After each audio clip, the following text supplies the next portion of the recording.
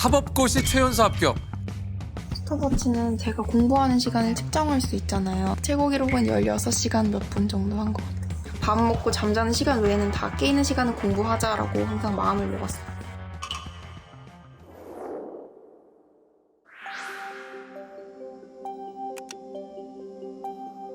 솔직히 말하면 지금 돌이켜보면 우울증이었던 것 같아요. 아파트 10몇 층이었거든요. 정말 매일 밑에 내려다보면서 죽을까 하면서 본 거죠. 뛰어내릴까.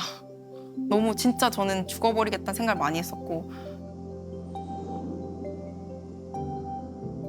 사법고시 최연소 합격. 로펌 변호사에서 진짜 내 꿈을 찾아 나선 박지원 씨입니다. 아유, 안녕하세요. 반갑습니다. 안녕하세요. 아니, 제가 본 것 같아요. 사법고시 최연소 합격. 아, 그분이시구나. 와, 최연 선배는 그 당시가 몇 살 때셨던 그때 거예요? 제가 만 20살이어서 아마 법무부 뭐 주간 가장 어렸나? 그렇게 돼가지고 좀 기사가 많이 났던 것 같아요. 아니, 이게 왜냐면은 사법고시를 20살에 패스를 하신 거잖아요. 와, 아니, 원래 어떤 이렇게 법관이 좀 꿈이셨습니까? 어떻습니까? 어렸을 때? 사실 뭔가 어릴 때부터 저희 부모님이 사실 저에게 원하는 인생이 되게 뚜렷하게 정해져 있었던 것 같아요. 딸이 이렇게 커서 어떤 직업을 하면 좋겠다라는 게 부모님이 어릴 때부터 워낙 뚜렷하셨고 어쨌든 이렇게 좋은 직업을 가져서 사자 들어가는 그런 직업을 가지는 게 딸의 인생에도 가장 행복할 것이라는 확신이 있는 분들이에요. 그리고 뭐 사실 저희 어릴 때만 해도 뭐 지금도 그런지 모르겠지만 스스로 내가 뭘 하고 싶은지 나의 진로에 대해서 탐구해볼 기회가 잘은 없었던 것 그렇죠. 같아요. 그냥 네.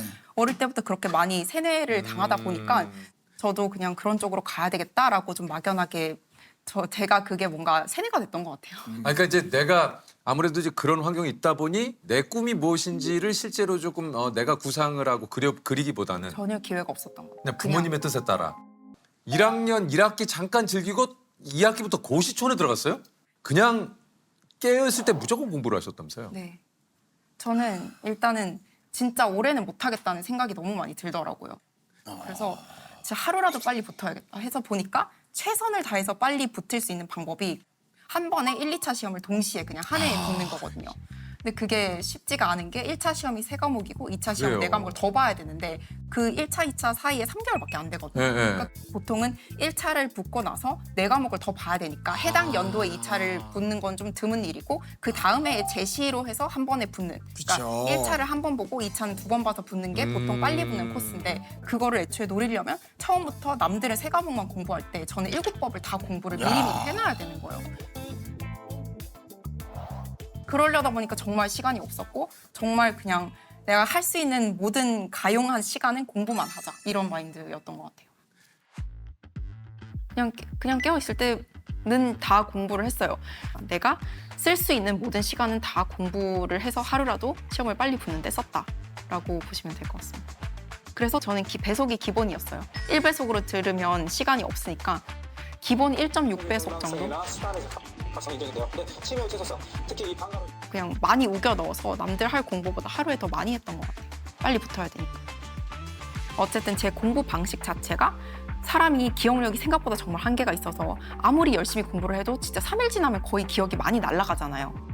근데 그게 너무 아깝고 비효율적이라고 생각했기 때문에 그 기억이 날아가기 전에 다시 복습을 하는 식으로. 그러니까 진도는 계속 나가지만 조금씩 돌아가서 까먹기 전에 한 번이라도 더 봐두면 훨씬 기억이 오래 가거든요. 그런 식으로 저는 지금도 그렇고 예전도 그렇고 그 공부 방법은 정말 효과적이라고 생각을 해요. 정말 나가서 밥 먹는 시간도 아까워서 밥이랑 국은 얼려두고 해동해서 먹고. 이게 놀라운 게 이제 스트레스 때문에 이게 뭐가 이 피부병이 좀 이렇게 네, 심하셨어요. 제가 지금도 사실은 아토피가 있는데 아토피라는 병의 특성상 어릴 때 원래 좀 심하고 맞아요, 성인 맞아요. 되면서 괜찮아지는데 그래요. 스트레스 받는 상황이 올 때마다 그게 좀 이렇게 도져요. 소위 네, 말해서. 네, 네. 그 고시공부 기간에는 스트레스를 받으니까 눈 주변에도 심했고 팔이 이렇게 접히는 데는 물론이고 두피에도 되게 심했어서 이게 또 자면서는 사람이 의식적으로 컨트롤 못하니까 막 긁는단 그쵸, 말이에요. 그쵸, 당연히. 그래서 자면서 막 이렇게 머리 같은데 이렇게 긁고 일어나면 베개에 막 피랑 진물이 있고 저희 그래서 아빠가 이걸 못 긁게 하려고 제 손을 이렇게 묶고 줄을 잡고 주무신 적이 있을 정도로 아유. 그렇게 내내 되게 심했고 그 고시 공부 기간에는 더더욱 활동량도 줄어들 거 아니에요. 그리고 식탐 같은 집착은 더 오히려 심해지죠. 스트레스를 받으니까. 건강하게 남들처럼 먹으면서 공부를 했던 게 아니고 거의 며칠 동안 억지로 굶으면서 공부하다가 한 번 또 터지면 막 안 좋은 거 먹고 그때부터 폭식증이 있었는데 그걸 해결을 못한 채로 사법시험 공부를 하게 됐고 그런 어쨌든 아토피와 폭식증을 가진 채로 고시생활을 견뎌야 됐어서 더 많이 힘들었던 것 같아요. 정말 너무너무 힘들었고 괴로웠고 솔직히 말하면 지금 돌이켜보면 우울증이었던 것 같아요. 정말 정신건강도 많이 안 좋아졌는데 그때는 그렇다고 병원을 가볼 생각도 못했고 제 스스로를 챙길 여유도 없었던 게 당장 지금 내일 모레 시험인데 일단 붙고 봐야 될 거 아니에요. 근데 시험을 떨어지면 어떡하지라는 불안감과 압박감이 정말 말도 못할 엄청났겠죠. 그거죠. 왜냐하면 이미 1년을 나는 개고생을 해가면서 이렇게 진짜 인생을 투입했는데 이게 만약에 솔직히 붙을지 떨어질지는 아무도 합격 발표 모르죠. 나기 전까지 모르거든요. 그 살 떨리는 걸 이겨내고 이악 물고 내 멘탈을 다잡고 매일매일 그 공부량을 채워나가서 그날 실력 발휘를 해서 합격을 하는데 이르는까지가 정말 너무 고난한 기간인 것 같아요. 저는 더 심했고.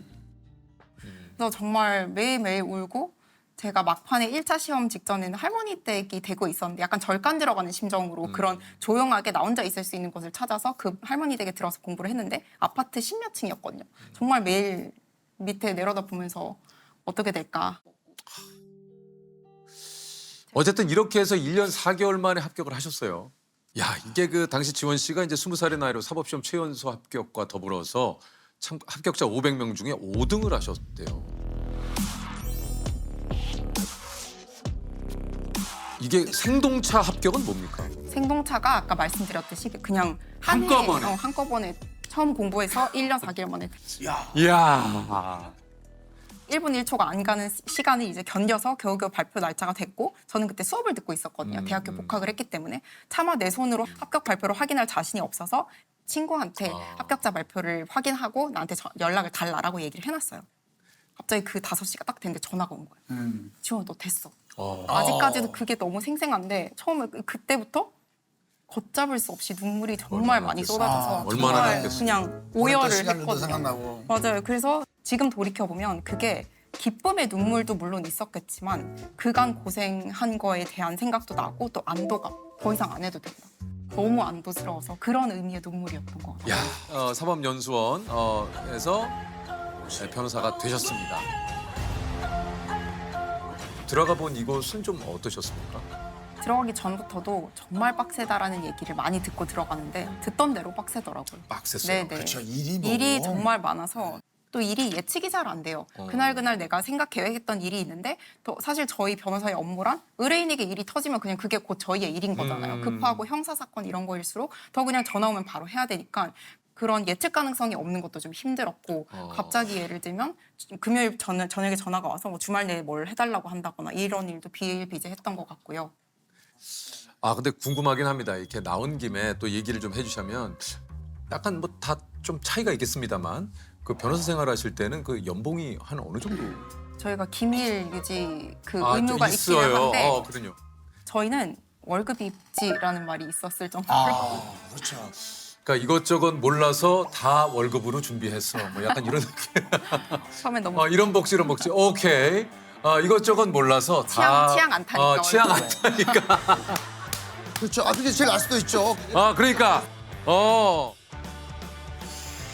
아니 어찌됐든 이렇게 해서 이 8년간의 변호사 생활을 하시다가 갑자기 새로운 일에 관심이 가기 시작했다면서요? 네네. 변호사라는 직업 특성상 되게 많은 기록, 많은 양의 문서를 항상 읽고 그걸 이해하고 그걸 토대로 내가 논리를 짜내서 내 글을 써내야 되는 일이 거의 대부분이거든요. 피고 측에서 어떤 주장을 해와도 내가 그걸 이길 수 있는 논리를 만들어내고 그런 작업을 해야 되는데 그래서 서면을 많이 쓰는데 한 번씩 백지의 압박이 느껴질 때 그러니까 오늘까지 서면을 써내야 되는데 무슨 말 써야 될지 모르겠고 상대방의 말을 뭐라고 반박해야 될지 모르겠고 그냥 모든 게 너무 어렵게 느껴질 때 그 창작의 고통 앞에서도 많이 스트레스를 받았던 것 같고 또 그럴 때마다 사실 제가 어릴 때부터 너무 변호사가 되고 싶었고 그게 나의 꿈이고 이런 일에 제가 엄청난 보람을 늘 느꼈었더라면 좀 이겨낼 원동력이 될 수 있었겠지만 나는 왜 여기서 이렇게 괴로운 거지? 나는 열심히 살았고 공부도 열심히 했는데 이렇게 하기 싫은 일을 해야 되나라는 생각이 힘들 때 좀 들었던 것 같아요. 그러니까 자꾸 이제 이렇게 되면은 이제 이 일이 나에게 맞는 일인가? 맞아요. 평생 할 수 있을까?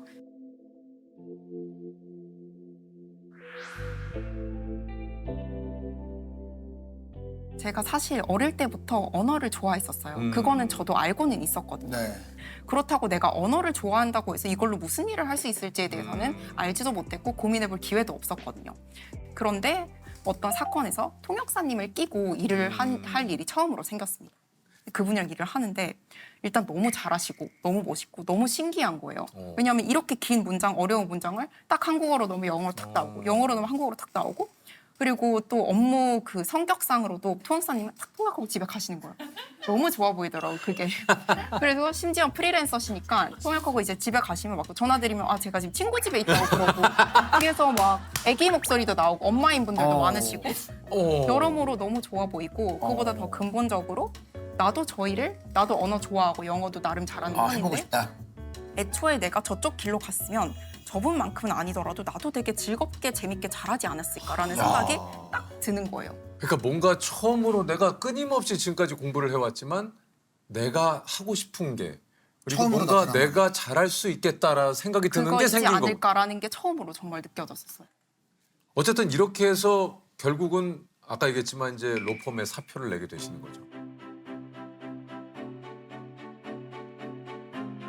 will be all over the place and our survival will be threatened.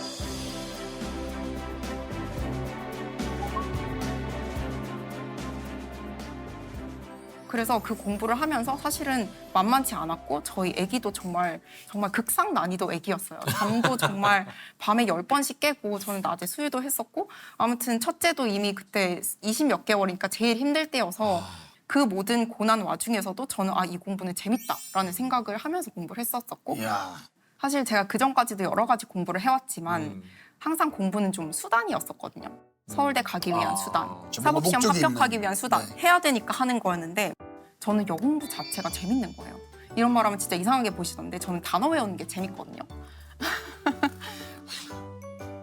그냥 그 언어를 알아가고 그 언어에서만 쓰이는 표현들을 배우고 그것들을 익히는 게 저는 즐거워요. 그게 스스로에게도 너무 충격적이었던 것 같아요. 근데 저는 문득 좀 야, 답이 난 이게 거는 참. 부모님 저도 지금 그 생각이 들었어요. 그게 제일 좀 언뜻 드는 생각이 부모님은 좀 어떠셨습니까? 당연히 탐탁지 않아 하셨던 것 같고 부모님 입장에서는 뭐 변호사가 뭔가 더 사회적으로 인정을 더 받는다고 보시니까 그런 걸 왜 하냐라는 입장이셨던 것 같아요. 사실 저희 부모님 특이하게 제가 결혼하고 아기 낳는 것도 별로 안 좋아하셨어요. 보통은 반대잖아요. 빨리 손주 보고 싶어 하시는데 제가 대법원까지 이렇게 탄탄대로 대법원장이 되려면 그 모든 뭐 결혼과 육아 이런 게 커리어에 방해가 된다고 생각하시니까 그냥 딱 그 대법원의 뭔가 대법원장이 되는 그 기로에 방해가 될 만한 것들을 다 거의 반대를 하셨거든요. 첫째 낳으면 둘째 낳지 말라 하시고 둘째 낳으면 셋째 낳지 말라고 하시고 그럴 때마다도 저는 결혼 너무 하고 싶다. 아기 너무 낳고 싶다. 그냥 나는 내 인생 열심히 잘 살고 내 인생 행복해서 보여드리자라는 쪽인 것 같아요. 요즘은. 아이가 어쨌든 지금 지원 씨가 이제 꿈을 쫓아서 퇴사한 지 어느덧 1년 반이 좀 흘렀습니다. 요즘은 좀 어떻게 지내세요? 너무 잘 지내죠. 좋으세요? 네네.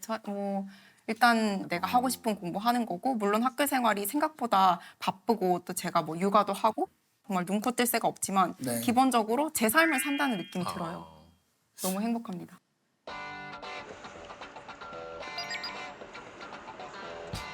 제가 올해 초에 법정 통번역인 인증 시험을 통과해서 법원 인증 통역사가 되었는데요.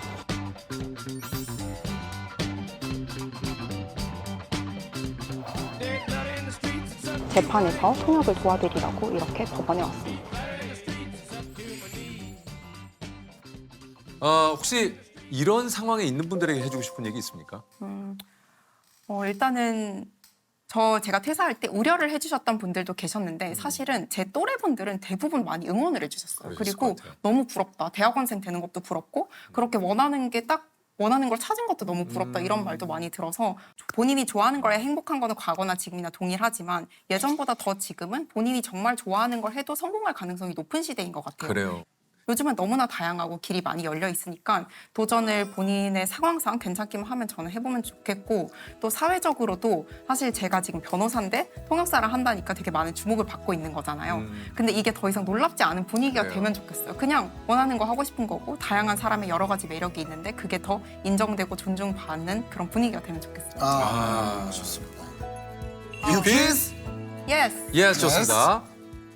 자, 이것은 원래 짓궂게 괴롭히는 사람이라는 의미의 영어에서 유래된 말입니다. 현재는 음악이나 영화가 공개되기 전 짧게 내용을 요약해서 사람들의 관심을 끄는 것을 말하는데요. 이것은 무엇일까요? 오, 티저. 자, 티저 정답입니다.